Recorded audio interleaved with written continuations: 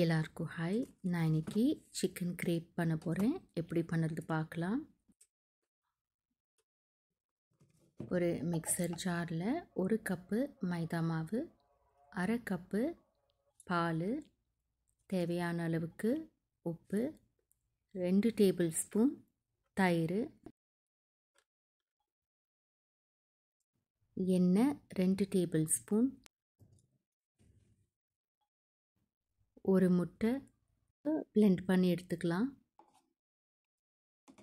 இப்போ நல்லா பிளெண்ட் பண்ணி ஆயிடுச்சு. இப்போ நம்ம பேட்டரு திக்காக இருந்தால் நம்ம கொஞ்சம் தண்ணி ஆட் பண்ணி அட்ஜஸ்ட் பண்ணிக்கலாம்.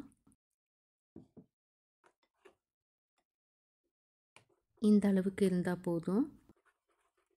நான் இங்கே ஒரு 200 கிராம் அளவுக்கு சிக்கனை சின்னதாக கட் பண்ணி நல்லா க்ளீன் பண்ணி வச்சுருக்கேன்.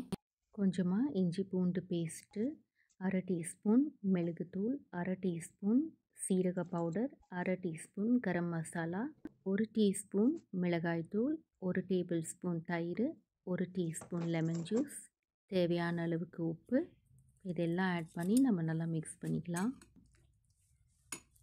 நான் இங்கே காரம் கம்மியாக ஆட் பண்ணியிருக்கேன். நீங்கள் அதிகமாக வேணும்னா நீங்கள் இன்னும் கொஞ்சம் மசாலா ஆட் பண்ணிக்கலாம்.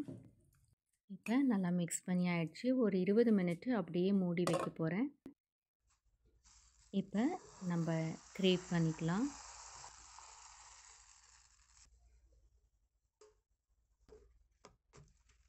இந்த அளவுக்கு இந்த மாதிரி வெந்தால் போதும். நம்ம பிளேட்டில் மாற்றிக்கலாம். இதே மாதிரி நான் எல்லாமும் பண்ணி எடுத்துக்கிறேன்.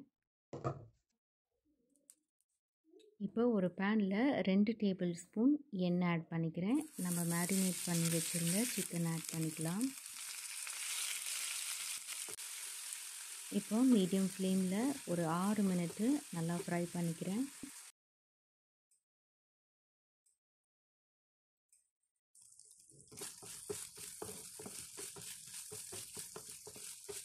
ஆறு மினிட் ஆயிடுச்சு. இப்போ நான் பாதி வெங்காயம் சின்னதாக கட் பண்ணது, பாதி கேப்சிகம் இப்போ நம்ம ஆட் பண்ணிவிட்டு ஒரு 3 மினிட்டு நல்லா ஃப்ரை பண்ணிக்கலாம்.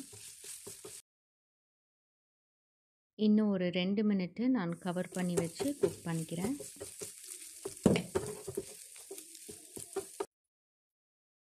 இப்போ கொஞ்சமாக கொத்தமல்லி ஆட் பண்ணிக்கிறேன்.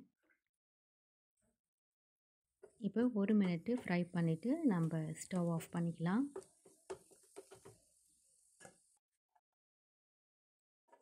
சிக்கனை நான் ஒரு பவுலில் மாற்றிக்கிறேன். இப்போ நம்ம சிக்கனை சைடில் வச்சுக்கலாம். இப்போ ஒரு பவுலில் கொஞ்சமாக மைதா மாவும் தண்ணி ஆட் பண்ணி இந்த மாதிரி மிக்ஸ் பண்ணி எடுத்துக்கலாம்.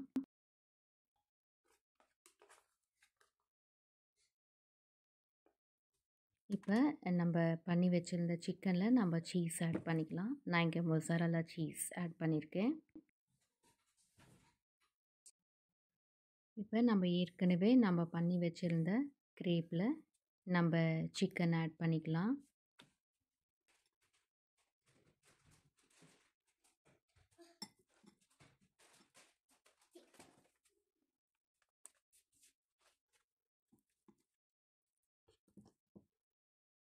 இப்போ இதே மாதிரி நம்ம சிக்கன் வச்சு நம்ம ஃபோல்டு பண்ணி எடுத்துக்கலாம்.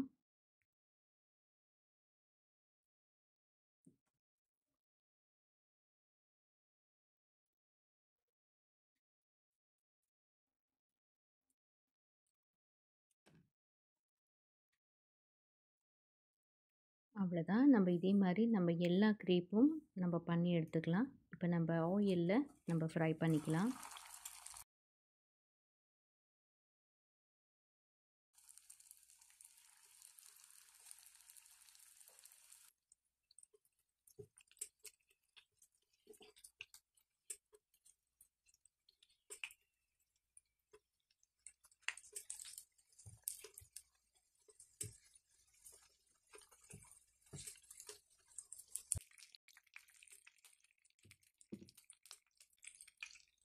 அவ்வளோதான், நம்ம சிக்கன் கிரேப் ரெடி ஆயிடுச்சு.